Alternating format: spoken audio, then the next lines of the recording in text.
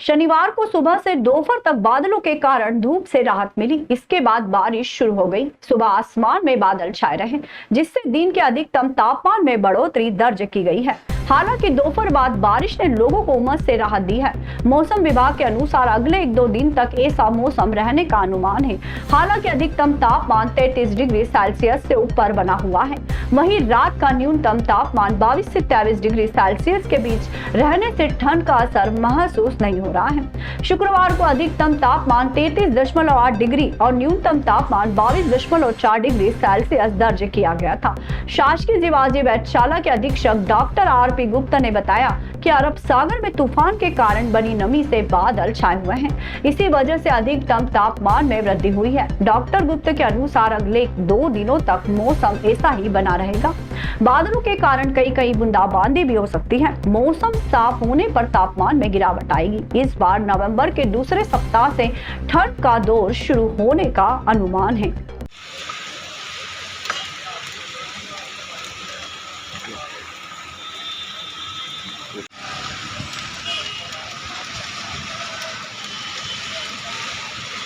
महाकाल के दर्शन करने के लिए लाखों की संख्या में हर रोज श्रद्धालु उज्जैन पहुंचते हैं। महाकाल चौराहे पर श्रद्धालुओं की भारी भीड़ होती है। लक्ष्य परमार एवं उसकी बहन सुहानी परमार महाकाल चौराहा क्षेत्र से गुजर रहे थे। उसी दौरान उन्हें लगभग 3 वर्ष की एक छोटी बच्ची रोती हुई अवस्था में अकेली मिली। दोनों बच्ची से उसका नाम व पता पूछने का प्रयास किया, किंतु बच्ची कुछ भी स्पष्ट नहीं बता पा रही थी। दोनों जिम्मेदार नागरिकों द्वारा मानवता का परिचय देते हुए उक्त बच्ची को थाना महाकाल लाया गया। थाना प्रभारी गगन बादल द्वारा तत्काल सहायक उप निरीक्षक चंद्रभान सिंह चौहान को बच्चे के परिजनों की तलाश के लिए निर्देशित किया गया। एएसआई चंद्रभान सिंह चौहान द्वारा सक्रियता दिखाते हुए बच्ची का photo police control room Ujjain को भेजकर प्रसारण करवाया गया। साथ ही जहां बच्ची मिली थी उस क्षेत्र के 100 मीटर के दायरे में गली मोहल्लों, दुकानों, होटलों में पूछताछ कर तलाशी की गई। लगातार प्रयासों के उपरांत पुलिस कुरैशी मोहल्ला पहुंची, जहां बच्ची के परिजन मिले। परिजनों को थाना लाकर बच्ची की पहचान कराई, जो सही पाई गई। तत्पश्चात बच्ची को सकुशल उसके माता पिता के सुपुर्द किया गया।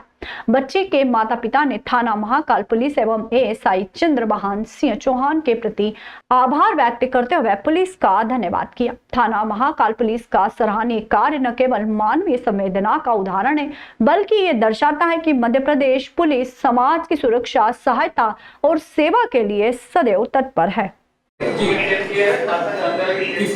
किसी कारण हम गेट में आए थे तो हमारी भतीजी कुछ आगे निकल गई थी, तो हमारे पुलिस बल, महाकाल थाने वाले, हमारे इन्होंने सबने पूरा ढूंढा बच्ची को और हमारा सुबुत कर दिया। बड़ा धन्यवाद है महाकाल थाने का कि इन्होंने अपनी इतनी कोशिश करी, फटाफट लगा के और सारी गाड़ियाँ दौड़वा के और हमारी बच्ची आधे घंटे के अंदर हमारे सुपुर्द कर दी गई।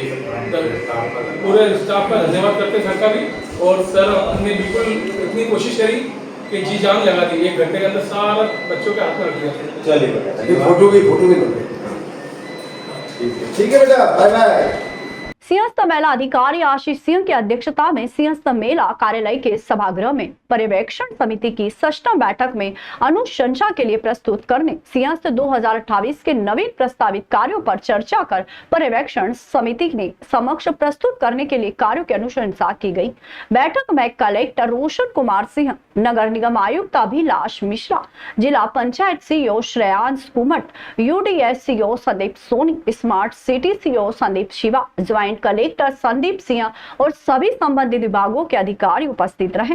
मुख्यमंत्री डॉक्टर मोहन यादव के निर्देशानुसार बैठक में मेला अधिकारी सिंह और कलेक्टर सिंह ने सिंहस्थ आयोजन के विभिन्न आयामों पर चर्चा कर आवश्यकता अनुसार अन्य कार्यों की कार्य योजना शीघ्र बनाकर तैयार कर शासन के समक्ष प्रस्तुत करने के निर्देश दिए। बैठक में सिंहस्थ मेला अधिकारी सिंह ने सभी प्रगतिरत कार्यों को समय सीमा में गुणवत्ता पूर्वक और मापदंडों के अनुसार पूर्ण करने के निर्देश संबंधित विभागों के अधिकारियों को दिए। बैठक में उज्जैन जिले में हरसिद्धि एवं भूखी माता मंदिरों का एकीकृत विकास कार्य, शनि मंदिर का जीर्णोद्वार एवं विकास कार्य, नारायण धाम का जीर्णोद्वार एवं विकास कार्य, सांदीपनी आश्रम, सिद्धवट घाट, गढ़कालिका मंदिर परिसर, चिंतामण गणेश मंदिर, मंगलनाथ मंदिर, 84 महादेव मंदिरों और काल भैरव मंदिर के उन्नयन और विकास के कार्यों की कार्य योजना की अनुशंसा की गई।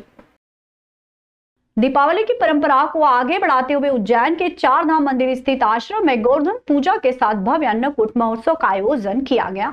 यह उत्सव तमसो मां ज्योतिर्गमयम के सिद्धांत पर आधारित है, जो अंधकार से प्रकाश की ओर बढ़ने की प्रेरणा देता है। मंदिर के संस्थापक संत महामंडलेश्वर शांति स्वरूपानंद महाराज के सानिध्य में भक्तों ने आयोजन संपन्न किया।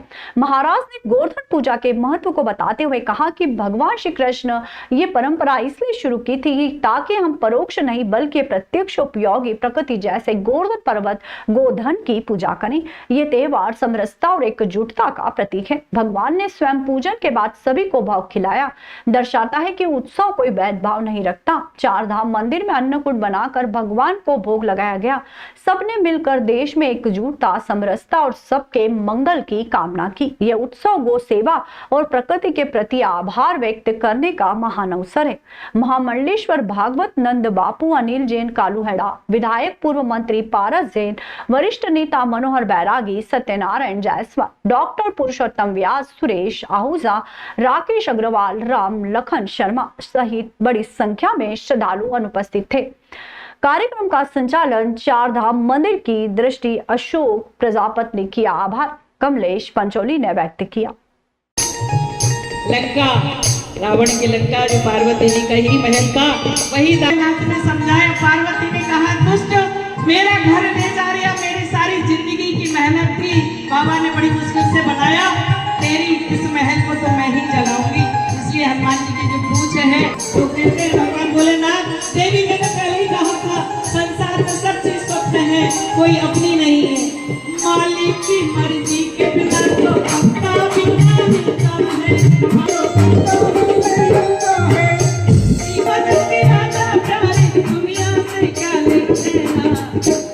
ये प्रकाश का पर्व है, दीपोत्सव है और अपने यहाँ वैसे ही कहा है तमसो मां ज्योतिर्गमय।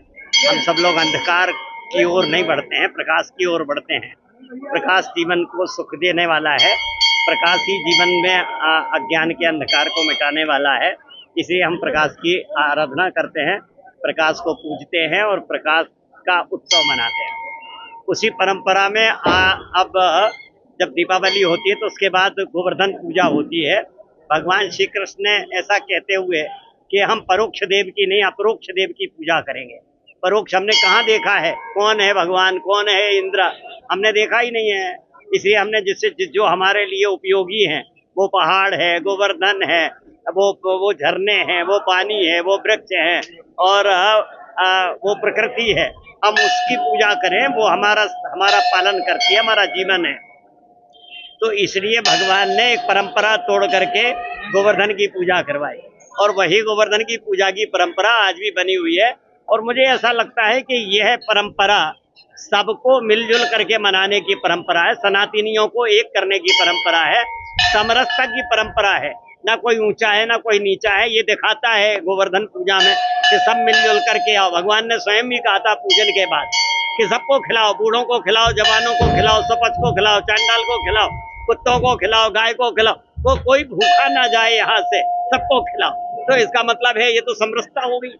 तो देश में अगर एकजुटता करनी है, समरसता करनी है, सबके प्रति भेदभाव मिटाना है, तो यही एक ऐसा त्योहार है जिसमें हम सब लोग मिलजुल करके इसको उत्सव को मनाते हैं। कृषि उपज मंडी उज्जैन के हम्माल तुलावती एकता फेडरेशन ने काम की अनिश्चितता के कारण पैदा हुए वित्तीय संकट को लेकर आवाज उठाई है। मजदूरों ने सरकार से मांग की है कि जिस दिन उन्हें मंडी में काम न मिले उस दिन के लिए न्यूनतम 300 रुपए का मिनिमम चार्ज अनिवार्य रूप से दिया जाए। हम्माल तुलावती एकता फेडरेशन के प्रदेश उपाध्यक्ष शेर खान भाई ने जानकारी देते हुए बताया कि मंडी में सीजन के बाद काम की कमी के चलते उन्हें अक्सर खाली हाथ लौटना पड़ता है, जिससे उनके परिवार का भरण पोषण मुश्किल हो गया है। मंडी में काम की आवक मौसमी होती है, जो मुख्य रूप से दिवाली के बाद ही तेज होती है। बाकी समय काम बहुत कम रहता है। मजदूर ने अपनी पीड़ा साझा करते हुए कहा कि सरकार द्वारा किसानों को फायदा दिया जा रहा है। दीपावली के बाद मंडी शुरू होते ही व्यापारी और किसान खुश है, पर दुखी हम्माल है। मंडी से रोज मजदूर 1 रुपए बोरी के हिसाब से रुपए लेकर जाता है। संगठन ने सरकार से मांग करी है कि मिनिमम चार्ज मंडी में आने वाले मजदूरों को मिलना चाहिए। मजदूरों ने आरोप लगाया कि वे कई बार अधिकारियों को शिकायत की है, कोई इस ओर ध्यान नहीं दे रहा है। कलेक्टर रेट और न्यूनतम चार्ज का प्रावधान तो है, लेकिन उसे लागू करने वाला कोई नहीं है। उन्होंने सवाल उठाया कि जब वे काम के लिए मंडी तक आते हैं लेकिन उन्हें काम नहीं मिलता, तो उन्हें सरकार की तरफ से कुछ तो आर्थिक सहायता मिलनी चाहिए। देखो, किसानों में तो उत्साह है, उनको भाव अंतर मिल रहा है तो वो तो खुशी बनाएंगे ही बनाएंगे। और मंडी चालू हुई है, व्यापारी भी बहुत खुश है। बाकी दुखी हम्माल है, क्योंकि हम्माल को अगर 1 रुपए की दाढ़ की होती तो वो 1 रुपए ही लेके जाता है। तो हम सरकार से आपके द्वारा मांग करते हैं कि कम से कम उसको मिनिमम चार्ज कलेक्ट रेट तो मिले।